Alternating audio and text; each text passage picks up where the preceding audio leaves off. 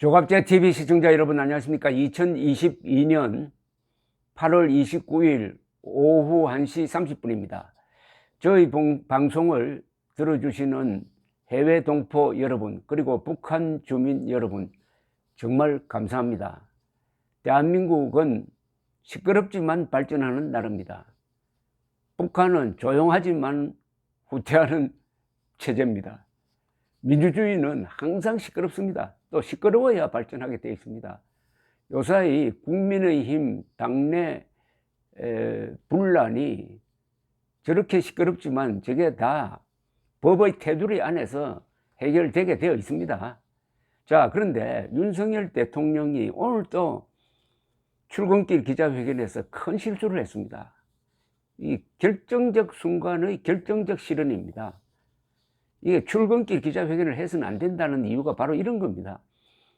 이런 질문이 나올 걸 계산해 가지고 아주 한마디 한마디 정리된 답변을 할 수 있는 준비가 되어 있을 때 기자회견을 해야지, 출근길에 수십 명의 기자들이 있는 데서 마치 신문하듯이 또는 면접시험 보듯이 던지는 질문에 허둥대면서 답변을 하다가는 이런 실수를 합니다.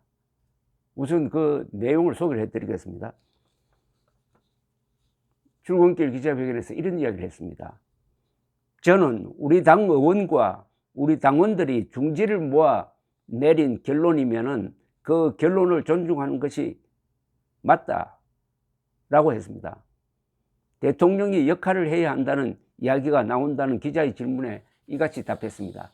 최근의 이준석 몰아내기 소동과 관련된 국민의힘 사태에 대해서 한 발언입니다. 충분히 합리적인 또 당과 국가의 장래를 위해 합당한 결론을 치열한 토론을 통해 잘 낼 수 있을 거라고 믿는다 라고 덧붙였습니다. 그러니까 요지는 이겁니다. 이틀 전에 있었던 의원총회에서 권성동 원내대표의 주도로 이런 결정을 했습니다. 첫째, 법원 결정에 불복하고 이의 신청한다. 그리고 당헌을 바꿔가지고 새로운 비대위를 출범시킨다.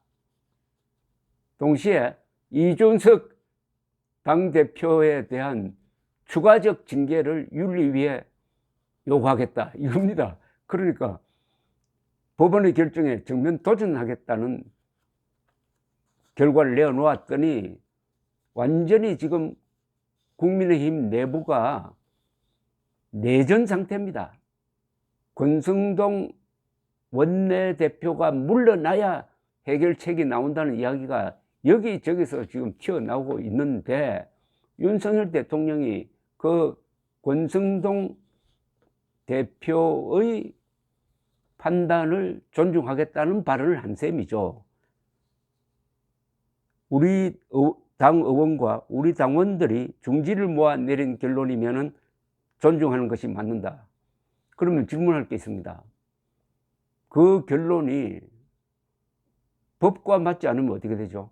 그 결론이 헌법에 배치되면 어떻게 되는 거죠?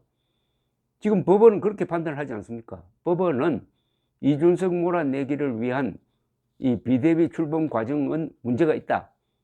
비상상황이라고 했지만 비상상황은 없고 비상상황을 조작해서 이런 비대위를 출범시켰으니까 이거는 무효로 봐야 한다. 구체적으로는 비상대책위원장 주호영의 직무를 정지시켜야 한다. 이런 결론을 내린 겁니다. 그러면 윤석열 대통령은 대통령 아닙니까? 윤석열 대통령의 법적 신분은 이겁니다. 첫째는 행정부의 수장입니다. 그리고 국가를 대외적으로 대표하는 국가 원수입니다. 동시에 국군 통수권자입니다. 아니, 국군 통수권자가 법원 결정에 불복하는 집권당을 편들면 어떻게 됩니까, 이거? 야당 대표가 아니잖아요. 야당 대표도 법원 결정을 불복할 때는 상당히 신중한 논리를 갖춰야 합니다. 그러니까 여기는 우리 당 의원과 우리 당원들이 중지를 모았다. 아니, 당 의원과 당원들이 중지를 모아가지고 그러면은 헌법을 부정하는 쿠데타를 해도 이거 존중하겠다는 겁니까? 또 그게 의원총회에서 제대로 된 토론이 있었습니까?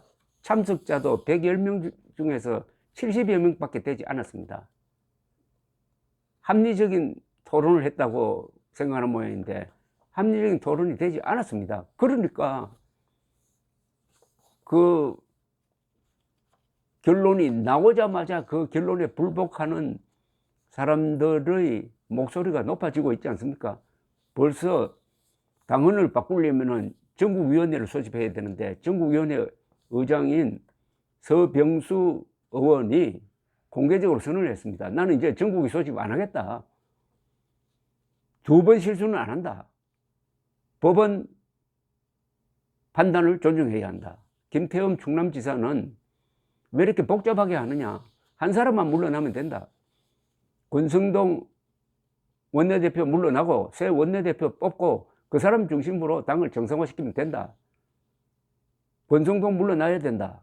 이런 주장인데 너무나 명쾌하지 않습니까?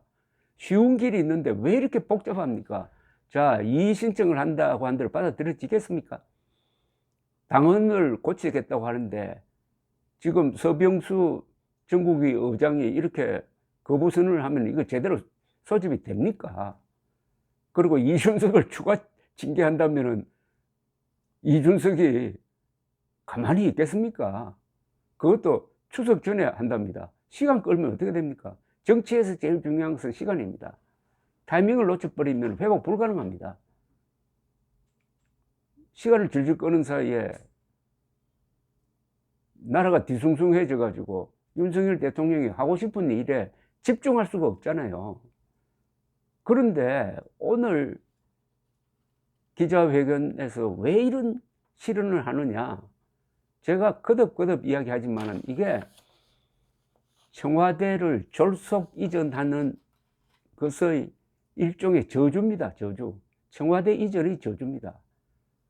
청와대를 이전하니까 두 집 살림을 해야 된다. 집무실과 사는 집이 분리되어 있다. 출퇴근을 한다. 하루에 2번씩.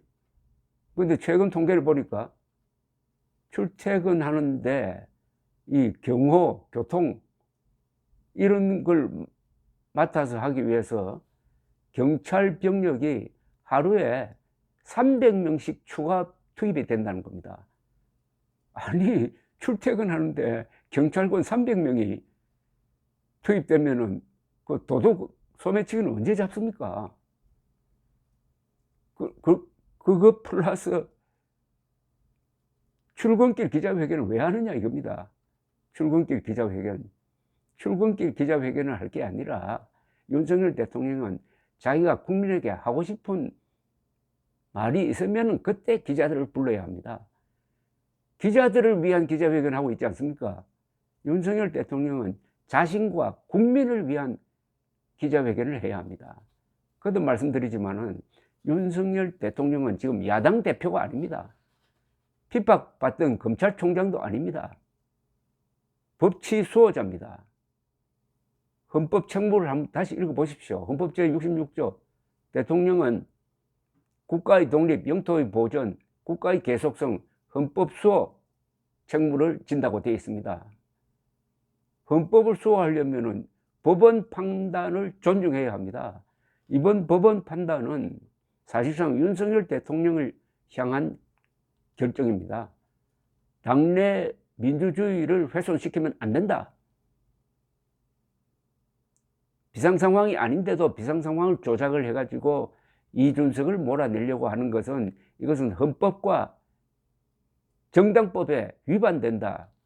엄중한 결정문입니다. 그 내용이 물론 일각에서는 법원이 정치에 관여를 하고 있다 하는 비판이 나오고 있는 건 사실입니다. 그러나 그것은 학문적인 영역에서 다툴 문제고 법원 결정은 나왔으니까 대통령은 당연히 법원 결정을 존중한다고 해야지 법원 결정을 불복하는